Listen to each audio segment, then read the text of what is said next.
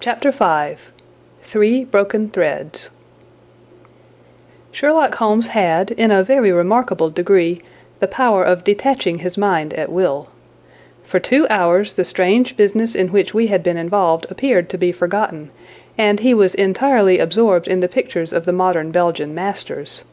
He would talk of nothing but art, of which he had the crudest ideas, from our leaving the gallery until we found ourselves at the Northumberland Hotel. "Sir Henry Baskerville is upstairs expecting you," said the clerk.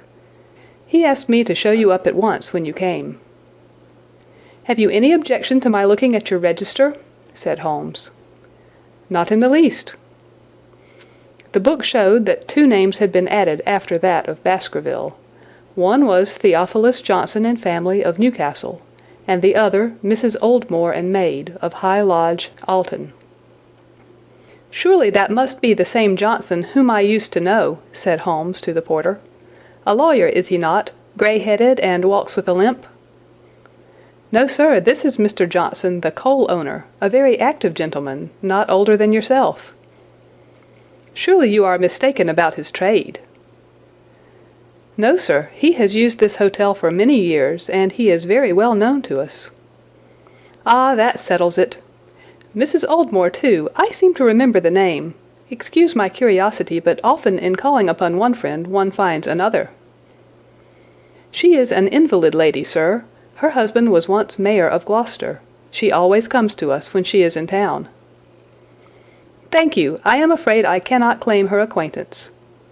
We have established a most important fact by these questions, Watson," he continued in a low voice as we went upstairs together. "We now know that the people who are so interested in our friend have not settled down in his own hotel. That means that while they are, as we have seen, very anxious to watch him, they are equally anxious that he should not see them. Now this is a most suggestive fact." "What does it suggest?" "It suggests— Hello, my dear fellow, what on earth is the matter?" As we came round the top of the stairs we had run up against Sir Henry Baskerville himself. His face was flushed with anger, and he held an old and dusty boot in one of his hands. So furious was he that he was hardly articulate, and when he did speak it was in a much broader and more western dialect than any which we had heard from him in the morning. "Seems to me they're playing me for a sucker in this hotel," he cried. "They'll find they've started in to monkey with the wrong man unless they're careful. By thunder, if that chap can't find my missing boot, there will be trouble. I can take a joke with the best, Mr. Holmes, but they've got a bit over the mark this time." "Still looking for your boot?" "Yes, sir, and mean to find it." "But surely you said that it was a new brown boot." "So it was, sir, and now it's an old black one." "What? You don't mean to say—" "That's just what I do mean to say. I only had 3 pairs in the world, the new brown, the old black, and the patent leathers which I am wearing. Last night they took one of my brown ones, and today they've sneaked one of the black. Well, have you got it? Speak out, man, and don't stand staring." An agitated German waiter had appeared upon the scene. "No, sir, I have made inquiry all over the hotel, but I can hear no word of it." "Well, either that boot comes back before sundown, or I'll see the manager and tell him that I go right straight out of this hotel." "It shall be found, sir. I promise you that if you will have a little patience it will be found." "Mind it is, for it's the last thing of mine that I'll lose in this den of thieves." "Well, well, Mr. Holmes, you'll excuse my troubling you about such a trifle." "I think it's well worth troubling about." "Why, you look very serious over it." "How do you explain it?" "I don't attempt to explain it. It seems the very maddest, queerest thing that ever happened to me." "The queerest, perhaps," said Holmes thoughtfully. "What do you make of it yourself?" "Well, I don't profess to understand it yet. This case of yours is very complex, Sir Henry. When taken in conjunction with your uncle's death, I am not sure that of all the 500 cases of capital importance which I have handled there is one which cuts so deep. But we hold several threads in our hands, and the odds are that one or other of them guides us to the truth. We may waste time in following the wrong one, but sooner or later we must come upon the right. We had a pleasant luncheon in which little was said of the business which had brought us together. It was in the private sitting-room to which we afterwards repaired that Holmes asked Baskerville what were his intentions. To go to Baskerville Hall. And when? At the end of the week. On the whole, said Holmes, I think that your decision is a wise one. I have ample evidence that you are being dogged in London, and amid the millions of this great city it is difficult to discover who these people are or what their object can be. If their intentions are evil, they might do you a mischief, and we should be powerless to prevent it. You did not know, Dr. Mortimer, that you were followed this morning from my house? Dr. Mortimer started violently. Followed by whom? That, unfortunately, is what I cannot tell you.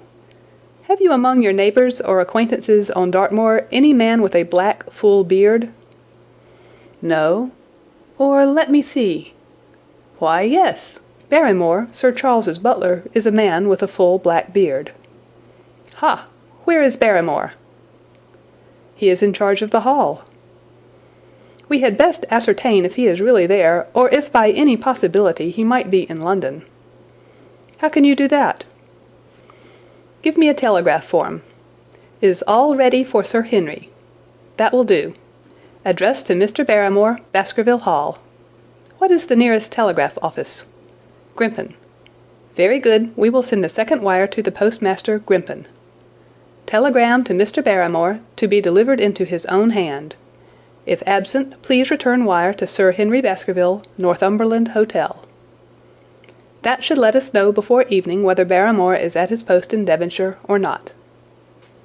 That's so, said Baskerville. By the way, Dr. Mortimer, who is this Barrymore anyhow? He is the son of the old caretaker, who is dead. They have looked after the hall for 4 generations now. So far as I know, he and his wife are as respectable a couple as any in the county. At the same time, said Baskerville, it's clear enough that so long as there are none of the family at the hall, these people have a mighty fine home and nothing to do. That is true. Did Barrymore profit at all by Sir Charles's will? Asked Holmes. He and his wife had £500 each. Ha! Did they know that they would receive this? Yes, Sir Charles was very fond of talking about the provisions of his will. That is very interesting. I hope, said Dr. Mortimer, that you do not look with suspicious eyes upon everyone who received a legacy from Sir Charles, for I also had £1,000 left to me. Indeed, and anyone else? There were many insignificant sums to individuals, and a large number of public charities. The residue all went to Sir Henry. And how much was the residue? £740,000. Holmes raised his eyebrows in surprise. I had no idea that so gigantic a sum was involved, said he. Sir Charles had the reputation of being rich, but we did not know how very rich he was until we came to examine his securities. The total value of the estate was close on to £1 million. Dear me, it is a stake for which a man might well play a desperate game. And one more question, Dr. Mortimer. Supposing that anything happened to our young friend here, you will forgive the unpleasant hypothesis, who would inherit the estate? Since Roger Baskerville, Sir Charles's younger brother, died unmarried, the estate would descend to the Desmonds, who are distant cousins. James Desmond is an elderly clergyman in Westmoreland. Thank you. These details are all of great interest. Have you met Mr. James Desmond? Yes, he once came down to visit Sir Charles. He is a man of venerable appearance and of saintly life. I remember that he refused to accept any settlement from Sir Charles, though he pressed it upon him. And this man of simple tastes would be the heir to Sir Charles's thousands. He would be the heir to the estate because that is entailed. He would also be the heir to the money unless it were willed otherwise by the present owner, who can, of course, do what he likes with it. And have you made your will, Sir Henry? No, Mr. Holmes, I have not. I've had no time, for it was only yesterday that I learned how matters stood. But in any case, I feel that the money should go with the title and estate. That was my poor uncle's idea. How is the owner going to restore the glories of the Baskervilles if he has not money enough to keep up the property? House, land, and dollars must go together. Quite so. Well, Sir Henry, I am of one mind with you as to the advisability of your going down to Devonshire without delay. There is only one provision which I must make. You certainly must not go alone. Dr. Mortimer returns with me. But Dr. Mortimer has his practice to attend to, and his house is miles away from yours. With all the good will in the world, he may be unable to help you. No, Sir Henry, you must take with you someone, a trusty man, who will be always by your side. Is it possible that you could come yourself, Mr. Holmes? If matters came to a crisis, I should endeavour to be present in person, but you can understand that, with my extensive consulting practice, and with the constant appeals which reach me from many quarters, it is impossible for me to be absent from London for an indefinite time. At the present instant, one of the most revered names in England is being besmirched by a blackmailer, and only I can stop a disastrous scandal. You will see how impossible it is for me to go to Dartmoor." "Whom would you recommend, then?" Holmes laid his hand upon my arm. "If my friend would undertake it, there is no man who is better worth having at your side when you are in a tight place. No one can say so more confidently than I." The proposition took me completely by surprise, but before I had time to answer, Baskerville seized me by the hand and wrung it heartily. "Well now, that is real kind of you, Dr. Watson," said he. "You see how it is with me, and you know just as much about the matter as I do. If you'll come down to Baskerville Hall and see me through, I'll never forget it." The promise of adventure had always a fascination for me, and I was complimented by the words of Holmes and by the eagerness with which the baronet hailed me as a companion. "I will come with pleasure," said I. "I do not know how I could employ my time better." "And you will report very carefully to me," said Holmes. "When a crisis comes, as it will do, I will direct how you shall act. I suppose that by Saturday all might be ready?" "Would that suit Dr. Watson?" "Perfectly." "Then on Saturday, unless you hear to the contrary, we shall meet at the 10:30 train from Paddington." We had risen to depart when Baskerville gave a cry of triumph, and diving into one of the corners of the room he drew a brown boot from under a cabinet. "My missing boot!" he cried. "May all our difficulties vanish as easily," said Sherlock Holmes. "But it is a very singular thing," Dr. Mortimer remarked. "I searched this room carefully before lunch." "And so did I," said Baskerville. "Every inch of it." "There was certainly no boot in it then." "In that case the waiter must have placed it there while we were lunching." The German was sent for, but professed to know nothing of the matter, nor could any inquiry clear it up. Another item had been added to that constant and apparently purposeless series of small mysteries which had succeeded each other so rapidly. Setting aside the whole grim story of Sir Charles's death, we had a line of inexplicable incidents all within the limits of 2 days, which included the receipt of the printed letter, the black bearded spy in the hansom, the loss of the new brown boot, the loss of the old black boot, and now the return of the new brown boot. Holmes sat in silence in the cab as we drove back to Baker Street, and I knew from his drawn brows and keen face that his mind, like my own, was busy in endeavouring to frame some scheme into which all these strange and apparently disconnected episodes could be fitted. All afternoon and late into the evening he sat lost in tobacco and thought. Just before dinner 2 telegrams were handed in. The first ran, "Have just heard that Barrymore is at the Hall. Baskerville." The second, "Visited 23 hotels as directed, but sorry to report unable to trace cut sheet of Times. Cartwright." There go 2 of my threads, Watson. There is nothing more stimulating than a case where everything goes against you. We must cast round for another scent. We still have the cabman who drove the spy. Exactly. I have wired to get his name and address from the official registry. I should not be surprised if this were an answer to my question. The ring at the bell proved to be something even more satisfactory than an answer, however, for the door opened and a rough-looking fellow entered who was evidently the man himself. "I got a message from the head office that a gent at this address had been inquiring for number 2704, said he. I've driven my cab this 7 years, and never a word of complaint. I came here straight from the yard to ask you to your face what you had against me." "I have nothing in the world against you, my good man," said Holmes. "On the contrary, I have half a sovereign for you if you will give me a clear answer to my questions." "Well, I've had a good day, and no mistake," said the cabman with a grin. "What was it you wanted to ask, sir?" "First of all, your name and address, in case I want you again." "John Clayton, 3 Turpey Street, the Borough. My cab is out of Shipley's Yard, near Waterloo Station." Sherlock Holmes made a note of it. "Now, Clayton, tell me all about the fare who came and watched this house at 10 o'clock this morning, and afterwards followed the 2 gentlemen down Regent Street." The man looked surprised and a little embarrassed. "Why, there's no good my telling you things, for you seem to know as much as I do already," said he.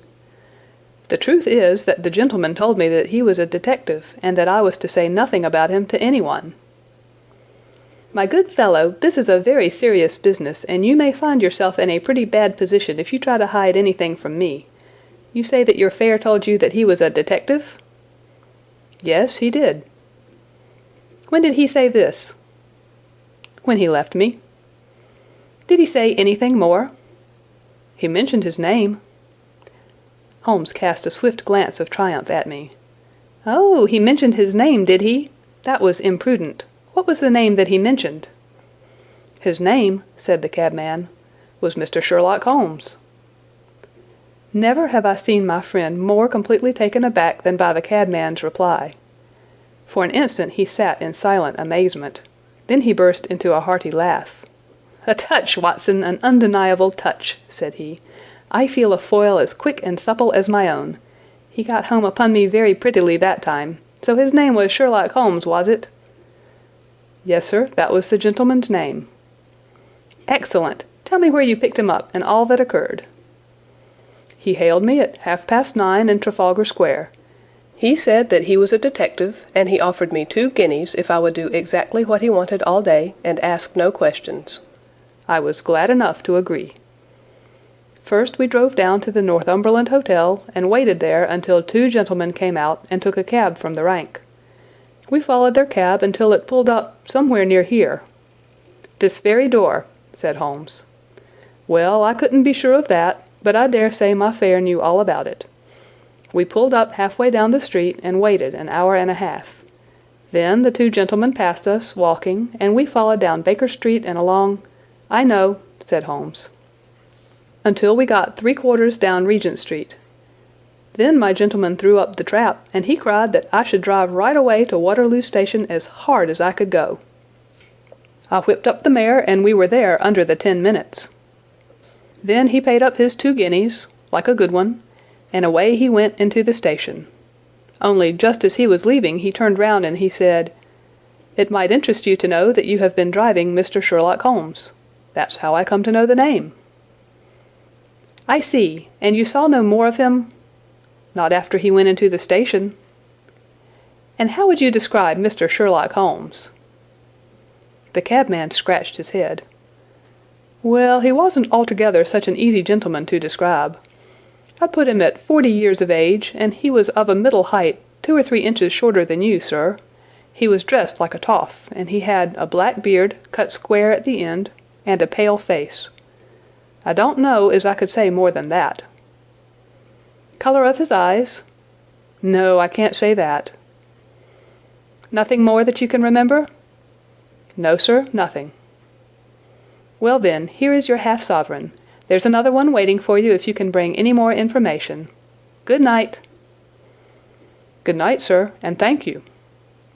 John Clayton departed chuckling, and Holmes turned to me with a shrug of his shoulders and a rueful smile. "Snap goes our 3rd thread, and we end where we began," said he. "The cunning rascal! He knew our number, knew that Sir Henry Baskerville had consulted me, spotted who I was in Regent Street, conjectured that I had got the number of the cab and would lay my hands on the driver, and so sent back this audacious message. I tell you, Watson, this time we have got a foeman who is worthy of our steel. I've been checkmated in London. I can only wish you better luck in Devonshire, but I'm not easy in my mind about it. About what? About sending you. It's an ugly business, Watson, an ugly, dangerous business, and the more I see of it, the less I like it. Yes, my dear fellow, you may laugh, but I give you my word that I shall be very glad to have you back safe and sound in Baker Street once more. End of Chapter 5.